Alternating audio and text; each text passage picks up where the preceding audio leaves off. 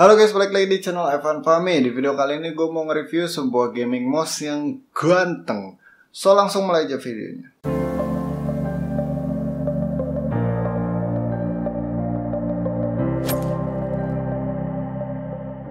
Yap, ini adalah Razer Lancet Tournament Edition. Seperti biasa, gue akan mulai dari desainnya dulu. Seperti yang kalian lihat di bagian atas ini ada sebuah scroll wheel, di mana di bagian sisi kanan dan kirinya itu ada sebuah ambient light yang menurut gue lampunya itu cantik karena ke-diffuse dengan sempurna, jadi nggak nyebar kemana-mana cuy. Mengenai teksturnya, Razer memberikan tekstur karet titik-titik gini yang kerasa ngegrip banget ketika digunakan. Di bagian bawahnya sini ada dua buah tombol, di mana ini adalah tombol DPI up dan DPI down. Pindah ke bagian body sini, pastinya ada sebuah logo Razer yang nyala-nyala dan bisa kalian atur warnanya terserah mau warna apa aja. Kita pindah ke bagian samping sini.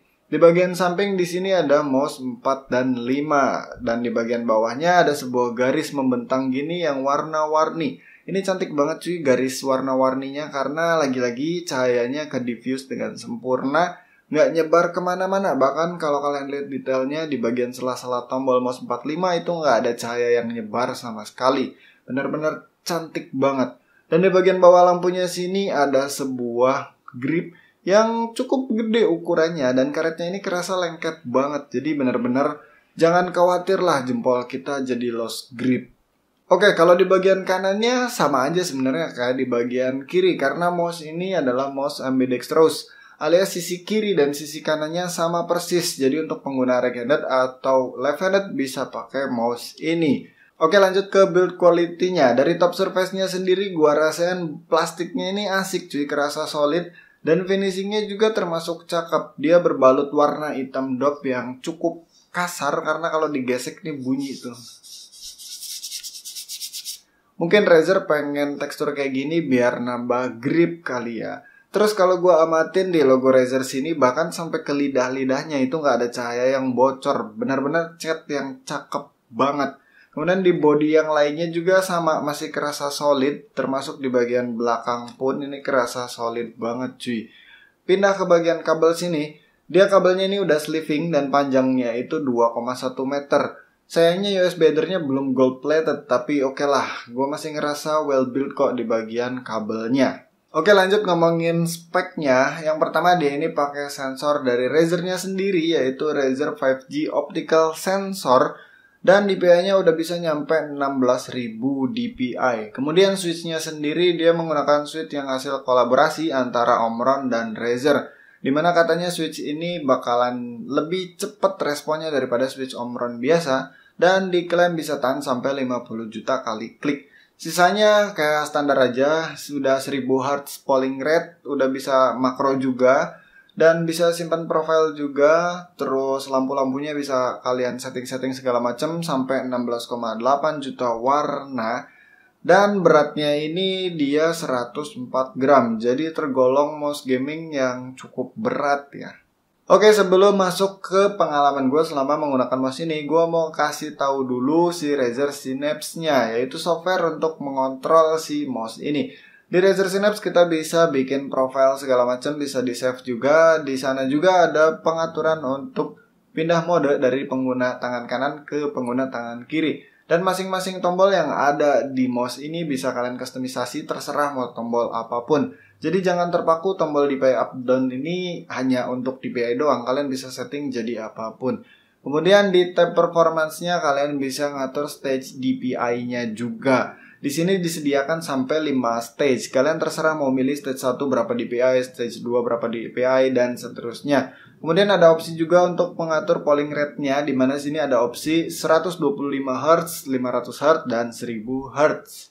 Dan yang ketiga ada menu lighting, di mana di dalamnya terdapat menu Chroma Studio, di mana ini asik banget cuy. Di Chroma Studio ini kalian bisa ngotak-ngatik macam-macam warna dari si Lancet TE ini. Termasuk untuk numpuk-numpuk layout, ngubah-ngubah warna, ngubah-ngubah speed, ngasih macam-macam transisi dan segala macam, pokoknya lengkap. Kemudian pastinya si Razer Synapse juga udah bisa untuk nge-record makro di Lancet TE ini. Dan yang terakhir, Razer Synapse juga menyediakan untuk mouse mat calibration. Oke, lanjut tentang pengalaman gue selama menggunakan mouse ini. Gue ini tipikal orang yang cenderung suka dengan mouse ambidextrous, padahal gue ini pure right-handed, gue bukan kidal sama sekali. Tapi entah mengapa gue suka sama shape-shape dari mouse ambidextrous, termasuk Razer Taipan yang dulu udah gue pakai selama bertahun-tahun. Dan ini tuh shape-nya mirip cuy, sama-sama asik. Profilnya dia yang gak terlalu tinggi, bikin tangan kita jadi gak terlalu nunduk kayak gini untuk penggunaan palm grip kayak gue. Dan jari telunjuk dan jari tengahnya ini tersangga dengan baik, posisinya asik banget. Tombol DPI-nya terjangkau dengan baik, scroll wheel-nya juga ngepas, asik. Mouse 45-nya terjangkau dengan baik. Dan masalah thumb rest atau thumb support-nya ini jangan khawatir, karena ini gripnya asik banget cuy, bener-bener karet yang bisa diandalkan untuk ngegrip. Cuman minusnya di shape ambidextrous ini adalah jari kelingking dan jari manis gua itu bakalan pegel kalau dipakai lama-lamaan. Karena kalau gue praktekin kayak gini, lihat deh, jari manis dan jari kelingking gue itu kayak nggak ada wadahnya, asal nempel doang. Jadi ini kerasa banget bakalan pegel sih kalau lama-lama. Beda sama mouse ergonomik yang emang didesain untuk right-handed, apalagi yang bibir kanannya itu lebar-lebar, itu bakalan aman banget sih dipakai lama-lama. Terus gimana tentang Razer 5G sensornya ini? Di sini gue udah nyobain banyak aktivitas. Salah satunya adalah bermain game FPS, dimana ketika gue mainin game FPS menggunakan mouse ini, gue masih bisa ngerasakan akselerasi yang cukup cepat dan akurasi yang mantap juga. Ketika di drag pun gak banyak banget interupsi dari faktor eksternal. Jadi menurut gue sensornya sih tergolong asik dan bisa dibilang high performance kali ya.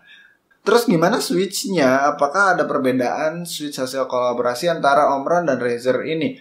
Sebenarnya kalau gue rasa-rasain sih kayak travel distance-nya, rasa klikinya itu mirip-mirip sama Omron yang lainnya.